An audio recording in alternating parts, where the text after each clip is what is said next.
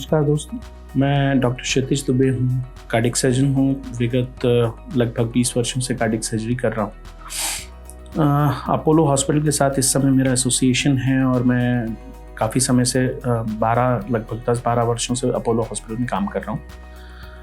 आज जो बात हम करने वाले हैं ये मिनिमली इन्वेजिव हार्ट सर्जरी या मिनिमली इन्वेजिव कार्डियक सर्जरी के बारे में है। इस बात तक पहुंचने के पहले मुझे ऐसा लगता है ये बहुत ज़रूरी है कि हम इस फ़र्क को समझें कि कन्वेंशनल हार्ट सर्जरी क्या होती है और मिनिमली इन्वेजिव हार्ट सर्जरी क्या होती है। जो कन्वेंशनल हार्ट सर्जरी है इसमें शरीर के बीचों बीच एक ब्रेस्ट बोन होती है। इस ब्रेस्ट बोन को काट करके और फिर हम अंदर पहुंचते हैं, अपनी सर्जरी परफॉर्म करते हैं और उसके बाद इसको तार से जोड़ते हैं और ये सर्जरी कंप्लीट करते हैं। ये गोल्ड स्टैंडर्ड है। पिछले कई वर्षों से यही एक तकनीक थी जिसके थ्रू हार्ट की सर्जरीज हुआ करती थी। 1995 के आसपास सुब्रमण्यम, जो कि एक इंडियन सर्जन हैं, उन्होंने एक नई विधा का इजाद किया जो कि मल्टी वेसल बाईपास ग्राफ्टिंग। उन्होंने सिंगल वेसल से शुरू किया था, हिंदुस्तान में वो मल्टी वेसल तक तब्दील हो गई। तो उन्होंने स्टार्ट किया था और उन्होंने पहले 26 केस प्रेजेंट किए थे 1996 की international society of minimally invasive cardiac surgeons की सोसाइटी में, जिसमें उन्होंने एक छोटा सा इंसिजन लेफ्ट साइड में दिया। इससे उन्होंने एक मेमोरी आर्टरी निकाली और ग्राफ्ट लगाया हार्ट के ऊपर। इसमें उन्होंने कोई भी ब्रेस्ट बोन को कट नहीं किया था।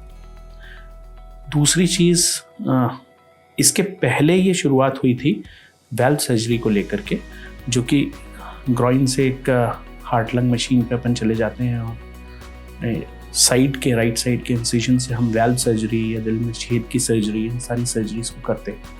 तो इन दोनों विधाओं का कॉम्बिनेशन धीरे धीरे करके हिंदुस्तान में बढ़ता गया। अभी अगर हम ब्रेस्ट बोन को कट करके सर्जरी करते हैं यानी कन्वेंशनल सर्जरी करते हैं तो कोई भी हड्डी भरने में 6 से 8 हफ्ते का वक्त लगता है नॉर्मली। बट अगर हम हड्डी नहीं काटें और रिब्स की 2 बोन्स के बीच से सिर्फ मसल्स को काटते हुए हम अंदर जाएं, जिसमें सिर्फ मांसपेशियां कटी हैं, और वहाँ से सर्जरी को परफॉर्म करें, तो जो रिकवरी टाइम है वो मसल हीलिंग टाइम होता है। इसका मतलब है हड्डी की हीलिंग का टाइम 6 to 8 वीक्स है और मसल्स की हीलिंग का time at the most 2 weeks है। ये बेसिक फ़र्क है दोनों सर्जरीज के बीच में, पहला। दूसरा, चूंकि हम इसमें ब्रेस्ट बोन को नहीं काट रहे हैं इसलिए ब्लीडिंग कम होती है। तीसरा, डीप वुंड इन्फेक्शन के चांसेस बहुत कम होते हैं। चौथा, अगर हम समझें तो quality of life extra ordinarily important होती है मरीज़ों के लिए कि हम बाईपास सर्जरी के बाद या वैल्व प्रत्यारोपण की सर्जरी के बाद हमारी लाइफ कैसी होगी। तो extraordinary quality of life रहती है after a minimal access surgery. उसका रीज़न यही है कि रिकवरी टाइम बहुत कम है। अगर हम देखें तो रिकवरी के फेजेस होते हैं या रिहैबिलिटेशन के फेजेस होते हैं। फेज़ 1 में फिज़िकल रिकवरी होती है। जो फिज़िकल रिकवरी है उसमें से वूंड हीलिंग, पेशेंट का इंडिपेंडेंट होना, ये काफ़ी होता है। मेंटल रिकवरी होती है, जो ट्रॉमा सर्जरी का उसके दिमाग में बैठा है उस ट्रॉमा से बाहर आना। वो तब बाहर आता है जब उसका बेल्ट हट जाए, वो अपनी रूटीन एक्टिविटी में वापस चला जाए, वो अपना जो भी जॉब कर रहा है वो जॉब में वापस चला जाए। तो ये जो फ़र्क है, ये कन्वेंशनल सर्जरी अगर 2 महीने से 3 महीने के बीच में होती है और मिनिमल एक्सेस सर्जरी अगर हार्डली 2 हफ्ते में हो जाती है, तो ये फ़र्क बहुत बड़ा है। तो ये बेनिफिट्स हैं, इन्फेक्शन कम है, पेन कम है, आपकी रिस्ट्रिक्शन ऑफ एक्टिविटी कम है, ब्लीडिंग कम है। ये सारे बेनिफिट्स हैं minimal access surgery. Cosmetic obviously कि दिखता नहीं है ये इंसिजन, किसी को पता नहीं होता है कि ये सर्जरी इस पर्टिकुलर पेशेंट की हुई है। यंग फीमेल्स में ये बड़ा इंपॉर्टेंट हो जाता है। तो ये बेनिफिट्स हैं।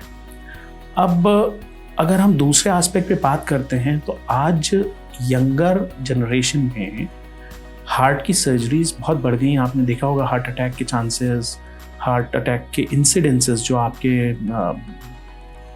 आसपास आपने बहुत लोगों को सुना होगा कि यंग हैं और हार्ट अटैक हो गया।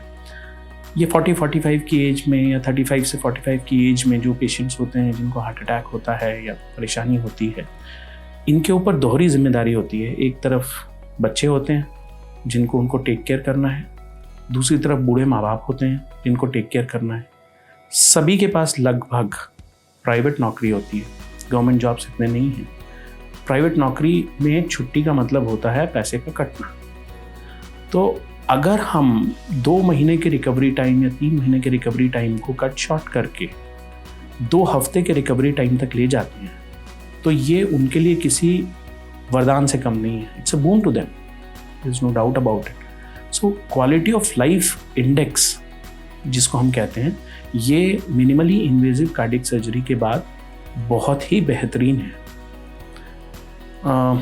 कुछ और बातें करें, जैसे कि मल्टी वेसल बाईपास सर्जरी यहाँ से संभव है।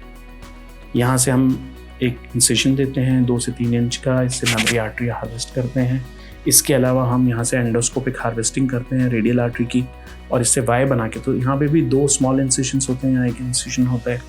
तो इस तरीके से हम इन चीज़ों को कर सकते हैं बाईपास को। जब वैल्व प्रत्यारोपण पे बात आती है तो ये सर्जरीज राइट साइड से की जाती हैं। इसमें ग्रॉइन में एक छोटा सा इंसिशन होता है जिससे हम ऑन पंप जाने का काम करते हैं, ऑन पंप सर्जरीज करते हैं, और राइट साइड के एक छोटे इंसिशन से हम सर्जरी को परफॉर्म करते हैं। चाहे ASD हो, दिल में छेद हो, या माइटल वाल्व की डिजीज़ हो, जो कि रोमैटिक पॉपुलेशन इंडिया में बहुत ज़्यादा है, और ये प्रीडोमिनेंटली फीमेल्स को इफेक्ट करती है, और ये यंग फीमेल्स को इफेक्ट करती है।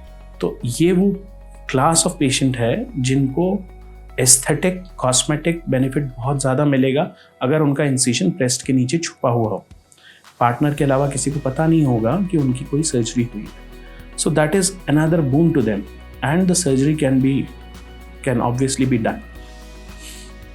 कुछ और बातें, हर पेशेंट इन सर्जरीज के लिए फिट नहीं होता है। वो आपका क्लिनिशियन बैठ के देख के डिसाइड करता है कि इनमें से कौन सी सर्जरीज ऐसी हैं जो इस पेशेंट के लिए सही हैं, गलत हैं।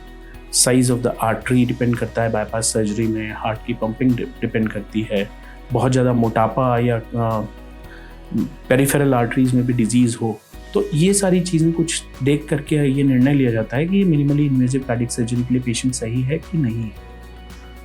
सर्जरी लंबी होती है।